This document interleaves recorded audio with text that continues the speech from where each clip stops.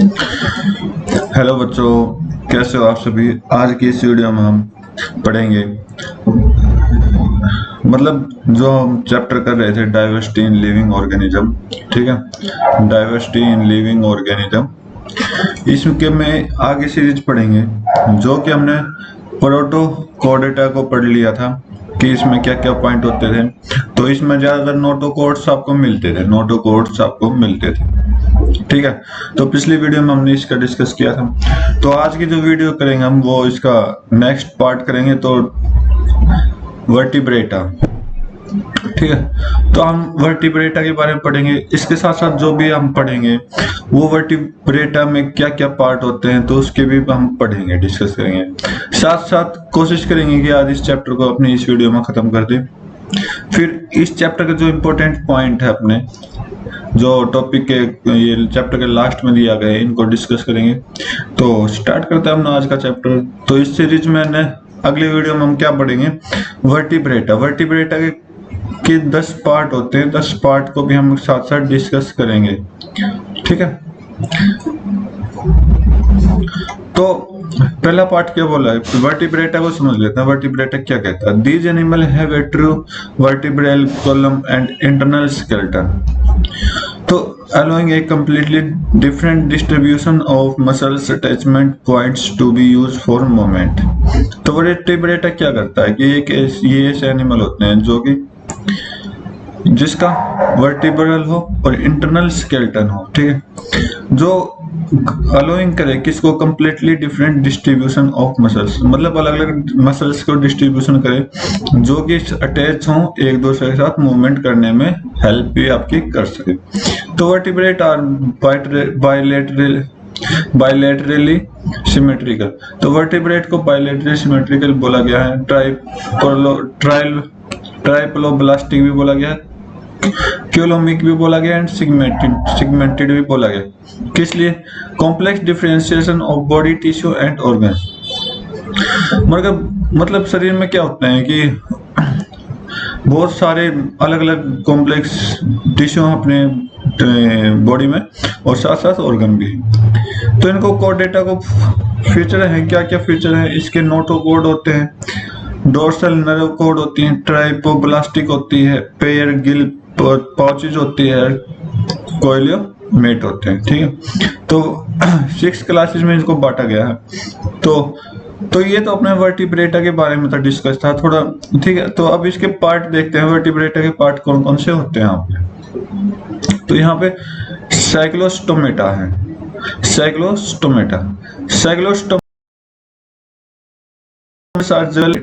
तो ये जो साइक्लोस्टोमेस है उसके क्या होते हैं, जबड़े नहीं होते। ठीक, they are characterized by having an elongated eel like body. ये एक एल लाइक बॉडी की तरह होती है, सर्कुलर माउथ होता है, सिलेमी स्किन होती है और एंड आर क्या बोला है, आर स्केललेस। दे आर इक्टोपैरासाइट और बोरर्स ऑफ अदर वर्टिब्रेट्स। ये क्या होते हैं कि एक तो पैरासाइट भी होते हैं और इसके साथ वर्टिब्रेट के साथ बोर्स का भी काम करते हैं। ठीक है, Petromyzon, lamprey and Myxine hagfish are example. ये 2 एग्जाम्पल दिए गए, Petromyzon, lamprey and Myxine hagfish का एग्जाम्पल दिया गया है। तो यहाँ नीचे एग्जाम्पल दिया गया, ये पेट्रोमाइजोन की तरह है, तो ये इसके जॉलेस वर्टिब्रेट होते हैं। ठीक है, तो नेक्स्ट क्वेश्चन देखते हैं, नेक्स्ट पार्ट देखते हैं, पिस्कस। तो पिस्कस का नाम दिया गया, तो फिश का इंपॉर्टेंट मटेरियल इसका, तो फिश इसके में आ जाएंगे। They are exclusively active aquatic animal. ये पानी में मिलने वाले जानवर होते हैं। Their skin is covered with scales and plates. इनकी जो स्किन है वो कवर रहती है किसकी से, स्केल से और प्लेट से। They obtain oxygen dissolve in water by using gills. ये जो पानी में ये ऑक्सीजन होती है जैसे कि H2O बोलते हैं हम जिसको, तो इसमें आपकी एक ऑक्सीजन होती है, तो ये इसी ऑक्सीजन को लेते हैं किसके अकॉर्डिंग, गिल्स के through. The body streamlined and a muscular tail is use for movement. तो इसमें क्या होता है, आपने अगर फिशेस देखी होंगी तो ये जो पूंछ होती है, टेल होती है, ये क्या काम करती है, इसको मूवमेंट करने के में काम आती है। They are cold blooded and their heart have to only 2 chambers। ये cold blooded होते हैं, ठीक है। और अगर ह्यूमन की बात हो जाए तो ह्यूमन क्या होता है, वार्म ब्लडेड है, और इनके जो हार्ट है उनके सिर्फ 2 चैम्बर है। अगर ह्यूमन में इसका कंपैरिजन कर लेते हैं, ह्यूमन में 4 चैम्बर होते हैं, फिश में 2 चैम्बर होते हैं। Unlike the 4 that human have, अभी यहाँ पे बता दिया गया। एंड दे ले एग्स, ये एग प्रोड्यूस करते हैं। We can think of many kind of fish, हम बहुत सारी फिशेस के बारे में सोचते हैं। Some with skeletons made entirely for cartilage such as shark, and some with a skeleton made of both bone and cartilage such as tuna or roe। तो tuna और रो को एग्जांपल के द्वारा बताया गया। तो इसमें क्या होती है, हड्डियां भी होती है और कार्टिलेज भी होती है, ठीक है। तो ये आपके फिशेस के बारे में बताया गया। तो एक इसका एग्जांपल दिया गया, सनकायरोपिस स्प्लेंडिड्स मैंडेरिन फिश। दूसरा एग्जांपल दिया गया, कोइलोफेरेन जॉर्डानी एंगलर फिश, ओके। तीसरा एग्जांपल दिया गया, पेट्रोस वोलिटस टन्स लाइन फिश। और देखते हैं तो ये आपकी फिशेस के बारे में स्ट्रक्चर दी गई। आंख हो गई, spiracle, pelvic fin, dorsal fin, caudal fin और टेल, मतलब ये अलग अलग तरह की फिश दिए गई हैं, ठीक है। तो इसका अगला पार्ट देखते हैं, थर्ड, एम्फीबिया। एम्फीबिया किसे बोलते हैं, हम वो जानवर होते हैं जो फिश की तरह ही दिखाई देते हैं, ठीक है, लेकिन ये आपके उधर भी आ जाते हैं, कहाँ, लैंड पर भी आ जाते हैं, ठीक है। तो लैंड पर आने वाले सैलमेंडर, टोड, ये आपके क्या हो गए, मेंढक वगैरह दे रखी है। तो these animal differ from fish the lack of skin in having mucous gland in the skin and a 3 chamber है। मस्कस ग्लैंड क्या होती है कि जो भी मतलब इसकी स्किन पर आता है वो चिप जाता है, ठीक है। और ये इनका हार्ट में चैम्बर 3 होता है। Respiration is through either Gill और लंग, ये दोनों तरह से सांस ले सकते हैं, गिल से भी और लंग से भी। ये एग प्रोड्यूस करते हैं and animal are found in both, ये आपको वाटर और लैंड में बता दिया गया है कि ये दोनों जगह आपको मिलेंगे। Frog, toads, salamanders are some example, ये कुछ एग्जांपल इसमें दे दिए गए, ठीक है। ये 4 एग्जांपल, वैसे भी हाइला ये भी आपका एक एग्जांपल ही दिया हुआ है, ठीक है। तो आगे पढ़ते हैं, आगे क्या बोला कि रेप्टाइलिया बोला गया कि रेप्टाइलिया में कौन कौन आता है। तो रेप्टाइलिया में ज्यादा स्नेक आते हैं, छिपकली वगैरह आ जाती है, ठीक है। तो ये कौन से कोल्ड ब्लडेड होते हैं, इनके स्केल होते हैं और ब्रेथ किससे लेते हैं, लंग से लेते हैं, ठीक है। While most of the 3 chamber heart होते हैं, क्रोकोडाइल में 4 हार्ट चैम्बर होते हैं। इनकी ये अंडे देते हैं किससे, जीभ को कवर करती है। Do not need to lay their egg in water, इनको अपने पानी में रखने की जरूरत नहीं होती। Unlike amphibious, snakes, turtles, lizard, crocodile, इसके कुछ एग्जांपल हैं रेप्टाइला के, ठीक है। तो ये वैसे भी आपको दे रखे हैं, ये आपको टर्टल का दे रखा है, यहाँ पर चैमेलियन का दे रखा है, नीचे किंग कोबरा का दे रखा है। इसके साथ साथ फ्लाइंग लिजार्ड दे रखी है और हाउस वॉल लिजार्ड देख रखी है। नेक्स्ट पार्ट पढ़ेंगे इसका, क्या बोला, ये वार्म ब्लडेड एनिमल होते हैं और 4 चैम्बर होते हैं, इसके अंडे देते हैं और जो पंखे होते हैं ये बाहर की तरफ कवरिंग रखती है और 2 फोरलिम्ब होते हैं जिससे कि ये मॉडिफाई कर सके उड़ाने को, ठीक है। दे ब्रेथ थ्रू लंग्स, ये फेफड़े से सांस लेते हैं। तो सभी बर्ड जो होते हैं इसके एग्जांपल में आती है। तो आपसे बर्ड से रिलेट कर कुछ पूछ लिया जाए तो ये आपका क्या होगा, एवरेज हो जाएगा, ठीक है। तो ये कुछ दे रखा, व्हाइट स्टॉक दे रखा, ऑस्ट्रिच दे रखा है, मेल टफर्ड डक दे रखा है, पिजन, स्पैरो, करो दे रखा है। तो नेक्स्ट पार्ट हम पढ़ते हैं। नेक्स्ट पार्ट में क्या बोला है, मेमेलिया बोला है, मेमेलिया, ठीक है। तो मेमेलिया में ज्यादातर ह्यूमन बीइंग भी आ जाता है और कुछ तरह के एनिमल्स भी आते हैं जिसके अंडे नहीं होते, राइट। तो मेमेलिया ये वार्म ब्लडेड एनिमल होते हैं और जिसके 4 चैम्बर हार्ट होते हैं mammary gland for the production of milk to nourish their young. अब अपने छोटे बच्चों को मिल्क पिलाती है ताकि उसको न्यूरिश एनर्जी आ सके। Their skin has hair as well as sweet and oil gland. इनकी स्किन पर बाल होते हैं, साथ साथ पसीना और कुछ ऑयली स्किन जिससे की हो जाती है, उसे भी हम मेमेलिया में काउंट करते हैं। Most mammal family to us produce live young one. However, a few of them, like the platypus and echidna, lay eggs, and some, like kangaroo, give birth to very poorly developed young one. तो कुछ example दिए गए हैं, प्लेटोपस और एग्डिना जो कि अंडे देते हैं, और कंगारू जो कि अपने बच्चे को बहुत बेकार स्थिति में वो अपना बड़ा करती है बच्चे को। तो कुछ एग्जांपल फिगर 7.26 में दिया और कुछ को फिगर 7.27 में दिया गया। तो ये आपका सभी किस में काउंट होते हैं, मेमेलिया में काउंट होते हैं, ठीक है। Whale, cat, human, rat, bat, ठीक है। तो ये चैप्टर अपना खत्म हो चुका। सॉरी भाई, 5 पार्ट थे, मैंने आपको 10 बताए। वैसे 6 पार्ट होते हैं, इसके शायद 6 ही होंगे। हाँ 6 हैं, ठीक है। तो मैंने आपको गलत बताया, सॉरी इसके लिए पहले।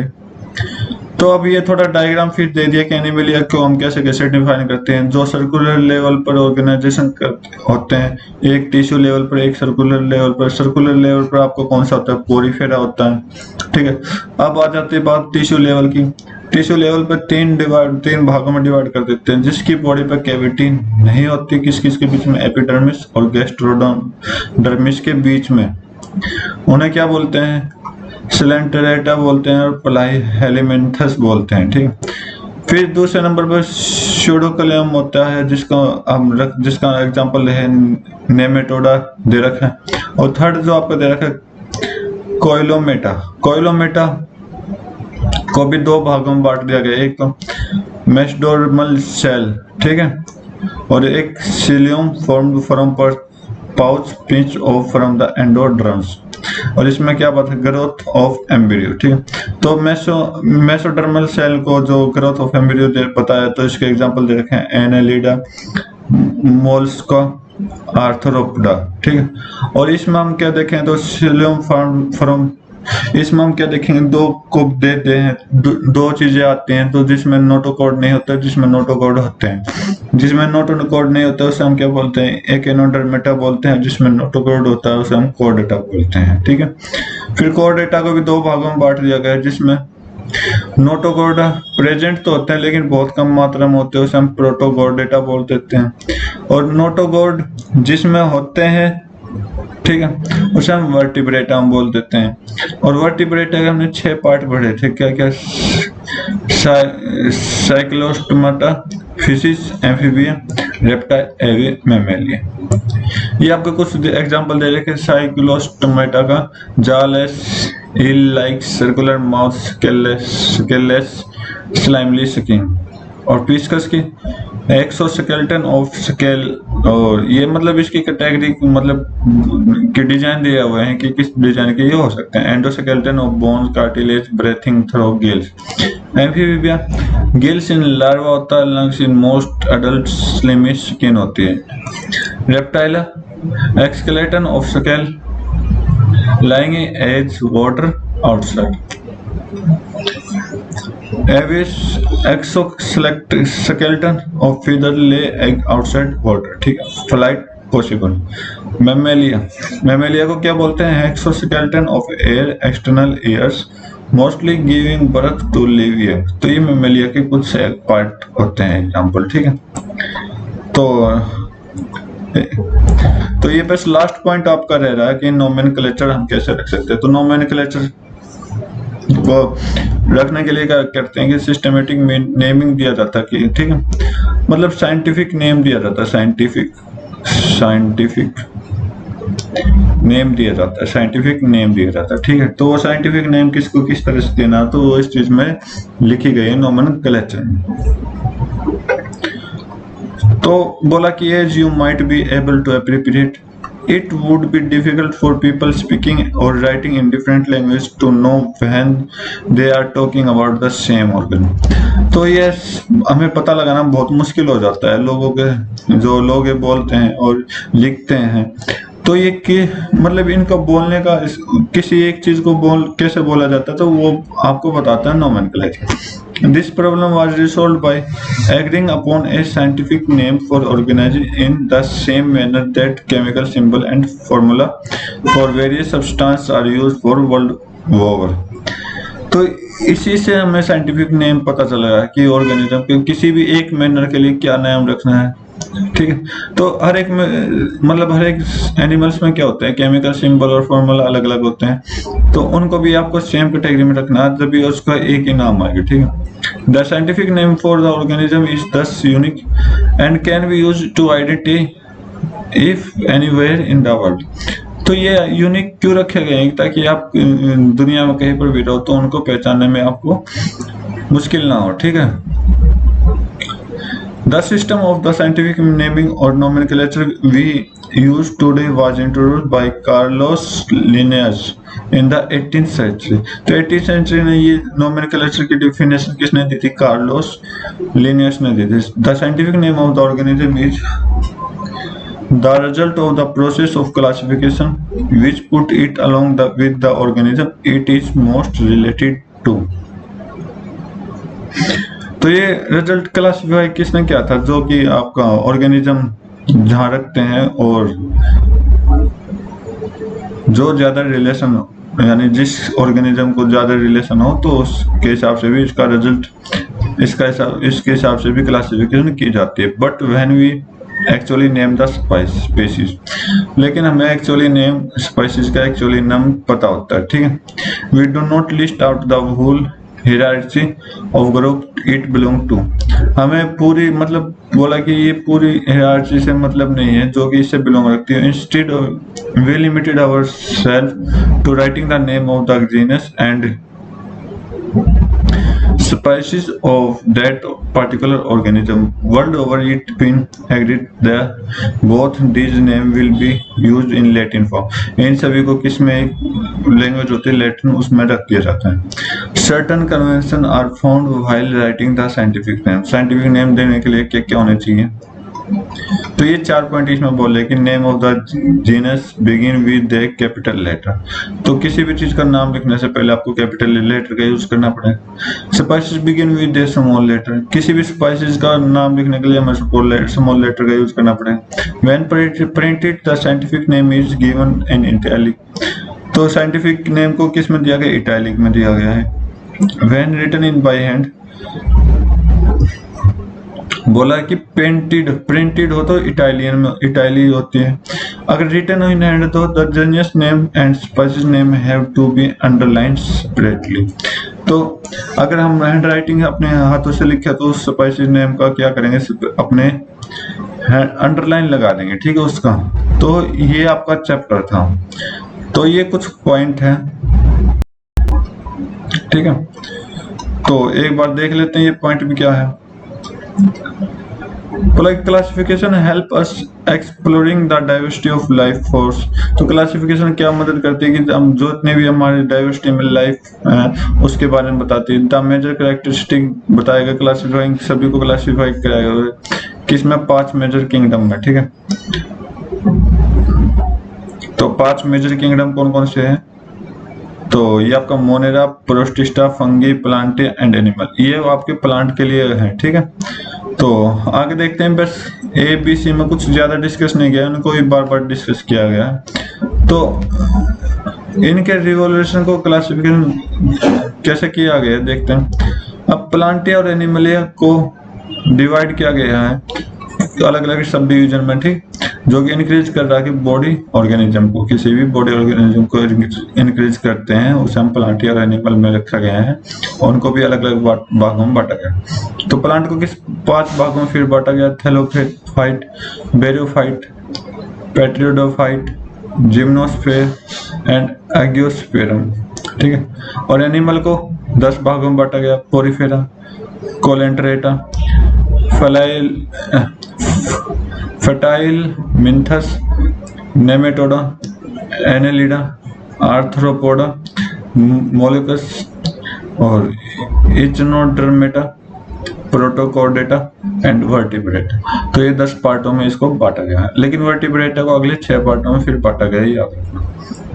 द बाइनोमियल नोमेनक्लेचर, अब नोमेनक्लेचर की बात होगी, यूनिफॉर्म है, हम उसी वे में दे सकते हैं जिसकी आइडेंटिफिकेशन पूरे ऑल, मतलब जो भी उनकी डाइवर्सिटी हियरार्ची है उसके अकॉर्डिंग हम उसका नाम रख सकते हैं। तो बाइनोमियल नोमेनक्लेचर के बारे में फिर दिया गया, तो इसको 2 वर्ड में बांटा गया, जेनेरिक और स्पेसिफिक नेम। ठीक है, तो ये आपका चैप्टर था। आगे अब आपकी क्या आएगी, एक्सरसाइज आएंगी, 6 क्वेश्चन है। ठीक है, ये 6 क्वेश्चन आपको अपने टीचर के अकॉर्डिंग कर लेना, जो भी आपका टीचर करा। तो आज की वीडियो में बस इतना ही। नेक्स्ट वीडियो में हम अपना नेक्स्ट चैप्टर उठाएंगे। ठीक है, तो बने रहिए हमारे साथ, तब तक के लिए थैंक यू। और हाँ, ये चैप्टर बहुत मुश्किल था क्योंकि वर्ड बोलने में बहुत मुश्किल लग रहे थे, तो आसान चैप्टर था, ऐसे मुश्किल तो कुछ नहीं था, लेकिन थोड़ा वर्ड डिफिकल्ट थे, तो अच्छे तरह से कर लेना इसको। तो आज की वीडियो में बस इतना ही। Thank you, have a nice day, जय हिंद।